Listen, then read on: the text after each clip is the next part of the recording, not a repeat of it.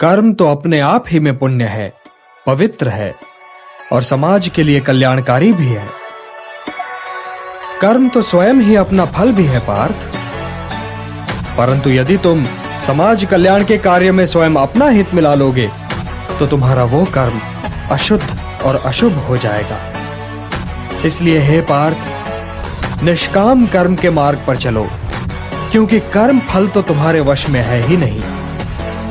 इसलिए केवल कर्म करो और कर्म फल की इच्छा न करो। कर्मण्येवाधिकारस्ते मा फलेषु कदाचन मा कर्म फल हेतुर्भूः माते संगोस्त्वा कर्मणि। किंतु निष्काम कर्म कैसे संभव है वासुदेव? फल का ज्ञान ही तो कर्म करवाता है, और यदि दृष्टि फल से ही हट जाए तो कोई कर्म करेगा ही क्यों?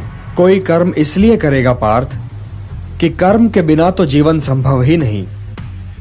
कुछ तो करोगे ही, या भोजन करोगे या नहीं करोगे, या भूखे को भोजन करवाओगे या नहीं करवाओगे, या युद्ध करोगे या नहीं करोगे। तुम्हारे पास तो केवल यही विकल्प है कि तुम क्या करो या क्या ना करो। परंतु परिणाम तुम्हारे वश में नहीं है पार्थ। कर्म फल तुम्हारे वश में नहीं है।